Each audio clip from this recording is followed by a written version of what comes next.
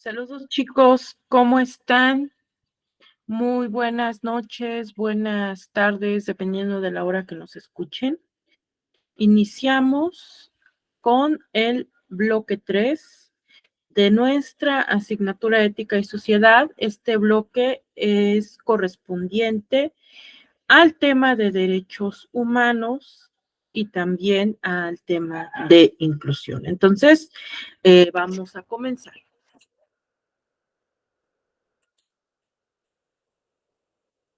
Es muy importante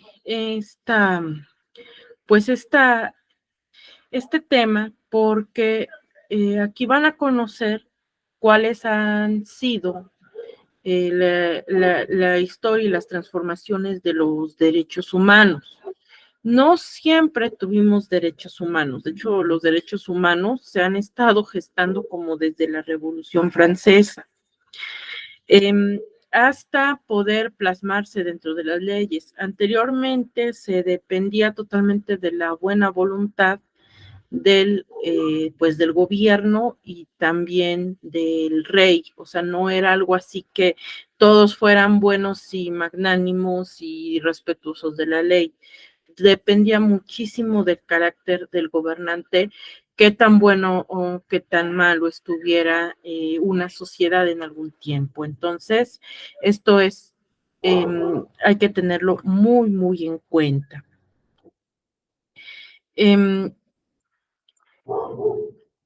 Los derechos humanos, pues han sido un parteaguas para la construcción de una sociedad justa, de una sociedad digna. ¿Por qué? Porque, como les decía anteriormente, no en todas las sociedades se respetan, no en todas las sociedades hay leyes que los respaldan. Y aún así, hay países como el nuestro que habiendo firmado convenios y tratados internacionales, eh, los ignoran si la gente no los reclama, si la gente no está consciente de ellos. ¿Por qué? Porque es más fácil hacer ese pato que decir, oigan, usted tiene derecho a tal punto. Por eso los derechos humanos son una lucha diaria y también son considerados como elementos de legitimidad del poder político. Ajá, si llega un gobernante y los quita de sopetón, pues inmediatamente estos derechos, bueno, su gobierno se anula, se hace ilegítimo. Pero siendo sinceros, tampoco es una garantía que quien no los quite los respete. Por eso uno tiene que andar a las vivas con esto de los derechos humanos. Son fundamentales para asegurar el respeto y también la igualdad de todas las personas, sin importar cuál es la posición política, cuál es la posición social, la posición cultural, etcétera. Tenemos ahora lo que es la Declaración Universal de los Derechos Humanos. La Declaración Universal de los Derechos Humanos tiene valores fundamentales, se comienza a sentar mejor en la segunda mitad del siglo XX, porque es la primera declaración que busca ir acorde con la teoría, pues con las ideas de su tiempo. Es necesario entender siempre que esta Declaración Universal es una exigencia hacia los gobiernos y hacia su forma de relacionarse con el mundo. Incluso cuando un gobierno no respeta los derechos humanos, los otros gobiernos tienen la legitimidad y tienen todo el derecho de boicotearlo. Ajá, o sea, es algo muy importante que hay que tener en cuenta.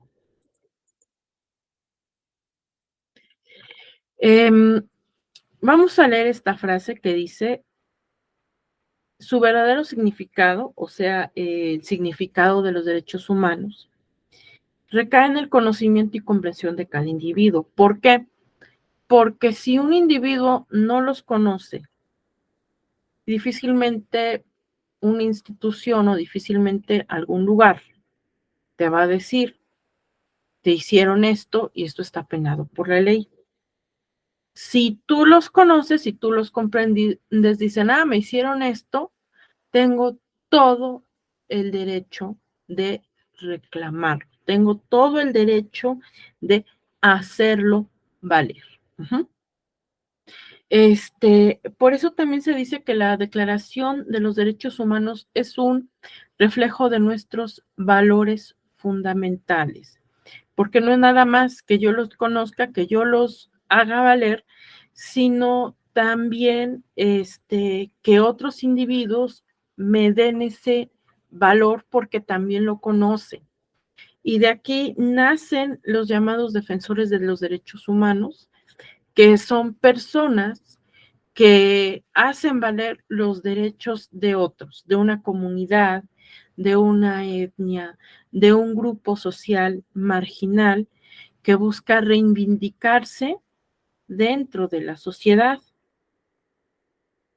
Su importancia va más allá de su naturaleza jurídica y representa una exigencia social en la forma en que nos relacionamos con los demás, porque nosotros muchas veces podemos relacionarnos o podemos detenernos al momento de cometer algún acto sabiendo que podemos caer en la ilegalidad. Por muy gordo que te caiga tu vecino, que te caiga algún conocido, no puedes ir y hacerle daño, ¿no? Estarías violentando sus derechos y por lo tanto, bueno, eso también sería cosa de que ustedes, de que conociendo esto, ustedes se detengan y tomen la decisión más prudente.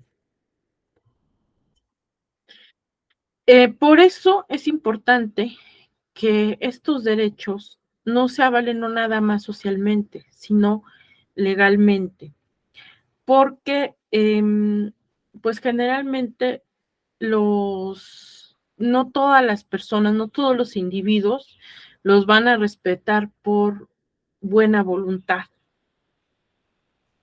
Muchas veces cuando estos se violentan, pues se requiere de organismos, se requiere de un organismo que eh, se interponga, ayude a hacerlos valer, a hacerlos respetar y sancionar a las personas que en algún momento hicieron daño. Por eso se habla de la existencia de organismos reguladores que cuiden de nuestros derechos. El que promueve las políticas y mecanismos, eh, bueno, hay organismos que promueven las políticas y mecanismos que van a suscitar la inclusión en México. Esto pues va a tener lugar en el CONAPRED, por ejemplo, el CONAPRED nos da nos facilita, nos ayuda a promover esta política y derechos humanos. También ellos respaldan solicitudes cuando se busca presentar una acción legal contra aquellos que dañan nuestros derechos, que atentan contra nuestros derechos.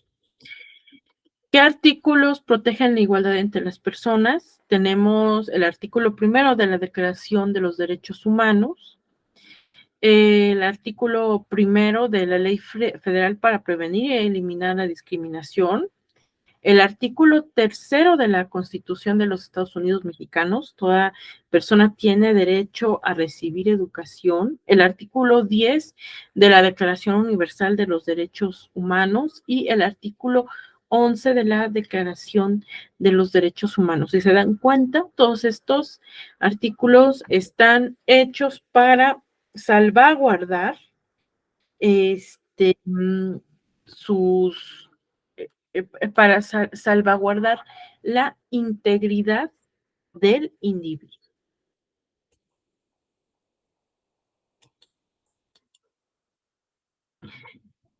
Otros artículos son el artículo 12 de la Declaración Universal de los Derechos Humanos, que nos dice que nadie será objeto de detenciones arbitrarias, de injerencias arbitrarias en su vida privada.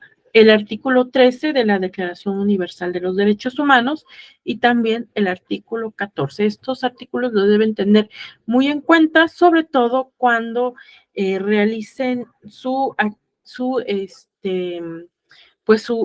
tarea correspondiente al bloque número 3.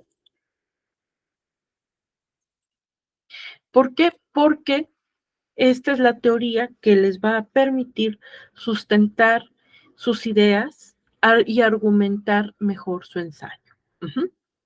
Tenemos otro tema que es muy importante, que es la inclusión. La inclusión, pues no se trata solo de incluir a personas en un determinado contexto. ¿Qué quiere decir?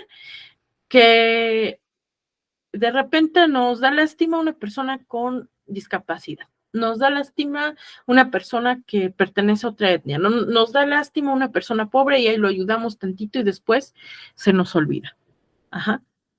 Es hacer de la inclusión una forma de vida, reconocer a todas las personas como iguales y con derechos a tener las mismas oportunidades. ¿Esto qué quiere decir?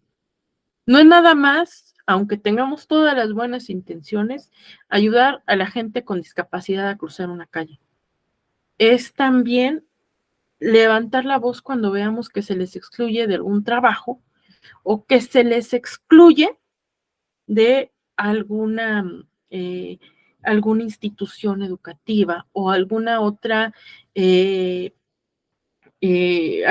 institución social. Ajá. Es, pues, hacer esto por medio de, bueno, es tratar de de incluirlos, de que estén presentes en todos los aspectos de nuestra vida, de nuestra existencia. Es fundamental por eso fomentar la cohesión social y esto pues va a implicar que las sociedades trabajen juntas, que la gente trabaje en conjunto respetando la igualdad de oportunidades, respetando la participación en la sociedad y respetando y reconociendo sus capacidades. Por eso, la participación ciudadana es muy importante para que los gobiernos reconozcan y formen una sociedad incluyente. ¿Por qué? Porque si de nada sirven los programas de gobierno que fomenten la inclusión, si la sociedad no está respondiendo, si la misma sociedad muchas veces excluye a determinados grupos, determinadas etnias, etcétera. O bien no sirve de nada que la sociedad busque respetar los derechos humanos, sino hace una presión al gobierno en turno para que los respete. Por eso es necesaria la participación activa, tanto de gobiernos como de ciudadanos, porque ambos se pueden ayudar a complementar y a realizar y a continuar una lucha dinámica en defensa de los derechos humanos. Bueno, vamos ahora a lo que sería el ensayo. ¿Por qué? Porque en el bloque 3 les piden que realicen un ensayo. ¿Cuáles son las partes del ensayo? Primero la introducción. En la introducción, antes de la introducción es el título. En el título ustedes tienen que poner un título llamativo, un título que invite al lector a leer, a interesarse, a leer. Y en la introducción tienen que presentar el tema de manera intrigante. En este caso, el tema de Emilio, tienen que proporcionar brevemente una descripción de lo que piensan que resulte atrayente al lector y que a la vez direccione el ensayo. Puede ser un párrafo de 4 o 5 renglones, a lo mejor de 6 renglones, pero que anime al lector a leer. Inmediatamente tenemos el cuerpo del ensayo. El cuerpo del ensayo se va a dividir en distintos párrafos. Cada párrafo va a abordar un punto específico relacionado con la tesis. La tesis no es otra cosa que la idea que ustedes quieren sostener mediante argumentos que a su vez están avalados por la teoría. Ajá. Tienen que proporcionar evidencia de que sus opiniones están en lo correcto, pero también evidencia de investigación. Esta evidencia se forma mediante la consulta de la teoría, mediante la consulta de argumentos sólidos para respaldar los puntos y también para la utilización de párrafos para mantener la cohesión entre las ideas. Traten de que todo su texto sea coherente, de que todo su texto no cambia abruptamente de tema. Si están hablando de Emilio, pues de repente no hablen de la Segunda Guerra. Pueden hablar de la Segunda Guerra, pero siempre y cuando guarde coherencia y que un párrafo nos lleve de una manera armónica al otro, ¿no? O si de repente están hablando de Emilio, pues de repente no hablen como de un tema totalmente diferente, ¿sale? Hay que tener coherencia. El punto número 3 es la conclusión. En la conclusión, ustedes tienen que resumir los puntos principales de su ensayo y tienen que hacer una breve reflexión de lo que investigaron en la teoría. Y al final, pues siempre es necesario que incluyan citas y referencia en APA para que puedan, pues, realizar un trabajo adecuado. Les voy a dar una serie de consejos para realizar un ensayo adecuado, una serie de consejos que les pueden ayudar a escribir otros puntos. Primero, bueno, debemos tener en cuenta la planificación. Tienen que dedicar tiempo a investigar las teorías que les pueden ayudar a planificar cómo va a ser su ensayo y estructurarlo. Esto les va a ayudar a tener una visión clara y coherente de la totalidad del ensayo, qué temas abordar, cuáles no, y de esta manera también delimitarlo para que no nos vayamos por las ramas. Deben tener una tesis sólida, asegúrense de que su tesis, de que su opinión sea clara, sea específica. Tienen que aportar evidencia y ejemplos, y esto solo lo logran con la investigación. La investigación les va a proporcionar los argumentos necesarios para fortalecer sus opiniones y hacerlas convincentes. Tenemos también la coherencia. En la coherencia ustedes tienen que utilizar párrafos de transición para asegurar de que las ideas fluyan de manera lógica y coherente. O sea, como les decía anteriormente, no cambien abruptamente de un tema a otro. Deben de cuidar mucho su estilo y gramática. ¿Esto qué quiere decir? La ortografía y la redacción son importantes para la expresión de las ideas. Y aunque se expresen muy bien, pero si no tienen un uso adecuado de las mayúsculas y minúsculas o de la puntuación, esto les puede traer problemas, aunque generalmente quien tiene una buena redacción, pues va a tener una buena ortografía. Editen y revisen su ensayo antes de enviarlo, busquen que tenga el mínimo de errores para que lo puedan presentar. Y eviten el plagio. Traten de citar correctamente todas las fuentes, todos los autores que utilicen, asegurándose así de que su trabajo es original. Recuerden que citar a un, pues a un autor es de buena educación, le dan el crédito correspondiente al autor, reconocen su esfuerzo y también ustedes, pues le dan mayor profesionalismo a su trabajo. O sea, citar es un ganar-ganar. Tenemos también que busquen que la longitud sea adecuada, que su ensayo no sea demasiado corto ni demasiado largo. Eso sí, chicos, Los ensayos de una cuartilla no existe, y un ensayo que sea menor a una cuartilla no es ensayo, es una mera opinión. Los buenos ensayos fundamentados generalmente su extensión es a partir de 2 cuartillas. Siempre guarden una perspectiva crítica, muestra una perspectiva que reflexiva en su ensayo, que cuestione y analice sus ideas, y busquen un feedback externo. ¿Esto qué quiere decir? Que si pueden, antes de enviarlo, léanselo a alguna persona de su confianza que les diga qué les gustó, qué puntos no les parecieron tan claros, en qué punto pueden mejorar, y a partir de ello, pues ustedes hagan las mejoras correspondientes, las que consideren necesarias.